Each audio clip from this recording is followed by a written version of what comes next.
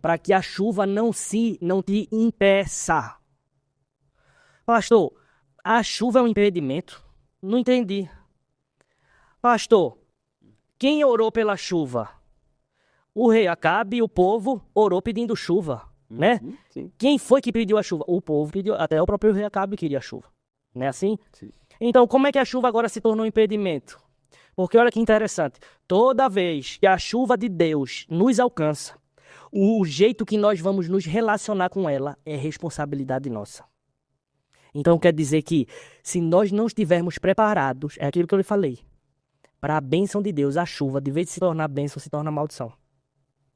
Tá vendo? Deus. Então, olha, a chuva que você tanto pediu pode ser o teu impedimento. O que é que a gente aprende? Tem pessoas que vão assistir esse podcast e que muitas vezes aquilo que elas tanto pediam está sendo o seu maior impedimento. Pastor, eu queria tanto ser usado por Deus nesse ministério, queria tanto o meu casamento, queria tanto. Deus te deu, mas pela tua falta de maturidade em saber lidar com a bênção, tá virando maldição. Eu acredito que depois disso muitas pessoas serão transformadas. Eu profetizo em nome de Jesus, você que está ouvindo, né, essa palavra profética, que Deus te dê sabedoria e maturidade em nome do Senhor Jesus, para que você possa usufruir da chuva de bênção que Deus tem feito e trago na sua vida em nome de Jesus. Então é isso que eu queria falar. Por que eu dei esse arrudeio? Porque eu falei que o nosso coração tem que estar pronto. Por quê? Senão a chuva vira maldição. Se a gente quiser, chegou meu tempo de Deus me exaltar e não chegar... É verdade. Pastor, fulano ganhou dinheiro, caiu. Ele caiu porque ele não soube dançar na chuva, andar na chuva. A chuva, enquanto nos molha, a gente tem que deixar ela lavar a vaidade, lavar tudo que, né? O orgulho, a soberba, tudo que não é nosso. Foi me dado um espinho da carne para que eu não me soberbecesse com as grandezas da revelação. Exatamente. E nós vamos ver um Paulo antes do espinho e um Paulo depois do espinho. O Paulo antes do espinho, ele só reclama. E Senhor, tira, né? Afasta. Aí a palavra do Senhor diz que Deus fala para ele assim 3 vezes. Paulo ora 3 vezes. Só que no estudo, muitos podem olhar e achar que é só 3 orações, não é? Geralmente, pelos estudos, né? A Bíblia não comprova. Cada número representa 1000. Então os estudiosos dizem que Paulo orou 3.000 vezes pedindo para Deus afastar o espinho. E Deus fala assim, ó, Paulo, a minha graça te basta. Depois que Paulo entendeu que o espinho era necessário para ele se manter humilde e servo, o discurso dele muda. Ele diz assim, meus irmãos, não digo isso como por necessidade, acho que é Filipenses capítulo 4. Porque aprendi a contentar-me com o que tenho. Sei estar em abundância, sei padecer necessidade, né? Sei ter muito, sei ter pouco, mas posso todas as coisas no verso 13. Em Cristo que me fortalece.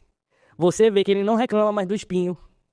Ele agradece e ele diz assim, ó, eu não preciso que o espinho saia para eu exercer o meu chamado e para eu ser feliz. Eu aprendi que o espinho faz parte do meu ministério. É o espinho que faz eu orar mais, eu buscar mais. Voltando, eu acredito que Deus permitiu muita coisa, né? Pela dureza do meu coração e pelo que ele tinha para fazer também.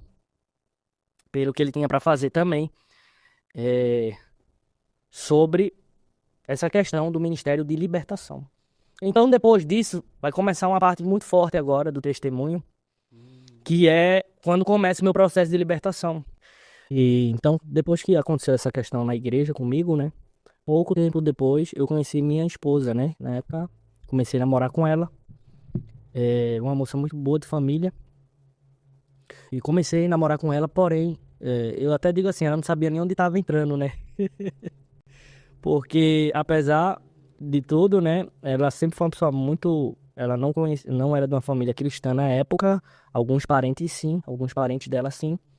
Mas, com todo o meu defeito, quando eu entendi que ela era a pessoa que eu ia casar, eu levava ela só pra igreja. Nunca saímos pra esse outro tipo de coisa. Igreja, pizzaria, cinema.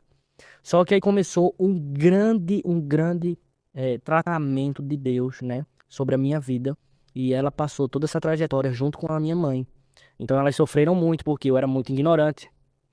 Eu era muito agressivo, eu era muito estourado, né? Ia pros lugares, arrumava briga, né? Teve vez que eu briguei dentro do shopping, irmão. Espanquei o rapaz no shopping, fui expulso com segurança. Agora, minha esposa parece uma boneca, ficou até envergonhada, já imaginou? E ela pensou, por quê? Vamos lá. Quando eu comecei a frequentar a igreja, a minha libertação completa, ela durou 5 anos, por incrível que pareça. 5 anos. Então, depois daquilo, eu comecei a ouvir com mais nitidez ainda esse espírito. Eu tinha ido algo embora de mim, não aquele espírito, ele ainda conversava comigo. E o que é que aconteceu? Toda vez que eu chegava perto de bebida, vamos supor que isso aqui é uma bebida alcoólica, mesmo que eu não tomasse, se eu chegasse perto, eu endemoniava, eu manifestava. Na porta de um bar, eu manifestava. Qualquer coisa que gerava no ambiente das trevas, eu manifestava. Então, mas a entidade continuava conversando comigo, né? Tá. Esporadicamente ela vinha e eu não queria mais conversa. Eu resistia. Eu não queria mais aquilo. Por quê? Porque comecei a passar vergonha. Se eu fosse para algum lugar, alguma festa, até de amigos, chegou de eu manifestar, brigar, bater em 5 caras na festa. Onde é que uma pessoa normal bate em 5 homens? Então, acabar com a festa, depois, no outro dia, Renata, aconteceu isso, eu ficava com vergonha, né? Muitas vezes eu manifestei, minha mãe é testemunha, minha esposa também, chegar a chamar vários pastores, ninguém tirava, e o bicho falava na minha boca, né? O demônio falava na minha boca, só sai quando o dia amanhecer, realmente só saía quando o dia amanhecia. Então era algo muito forte que estava me acompanhando, né? Muito, muito forte. E eu comecei a entrar numa crise existencial muito forte. Depressão, insônia. Cheguei uma época que eu fiquei uns 3 dias virado, sem dormir. E indo para os outros dias, comecei a passar mal, surtar, o cérebro entrar em colapso, né? Dizer, não, vai ter que levar para o hospital. E eu não conseguia dormir. Ficava no terraço, na laje da minha casa, igual um bicho, sabe? Uma onça no cativeiro. Se qualquer pessoa chegasse perto, eu desconhecia, queria partir pra cima. De madrugada, ninguém me conhecia, irmão. Ninguém me conhecia, eu estranhava qualquer pessoa, ficava literalmente possesso. Lembro minha mãe era cabeleireira, aí tinha um terraço muito bom lá na nossa casa, ela tava fazendo o cabelo de uma irmã. E quando deu ali umas 7 horas da noite, eu fui abrir a porta e o espírito tava do meu lado, ele disse assim, eu vou entrar em você hoje. Me deu um calafrio e um medo, eu disse assim, Jesus, não deixa esse negócio entrar em mim. Quando eu peguei a porta na maçaneta, eu senti aquele negócio entrar e minha mão já não tinha mais controle. Eu consegui enxergar tudo, mas eu não tinha controle dos meus atos. E tem coisa que eu não lembro, porque as pessoas diziam, você fez isso, isso e isso, e eu não lembrava. Tinha coisa que eu lembrava, tinha coisa que eu não lembrava. Então eu desci, quando eu tava descendo a escada, minha mãe fez, Renato, joga o lixo. Quando eu olhei pra ela, eu dei aquela gargalhada. A irmã chega e fez, vixe, a irmã perdeu até a cor. Ficou com muito medo. E eu desci, foram me encontrar de madrugada, eu correndo na linha do trem.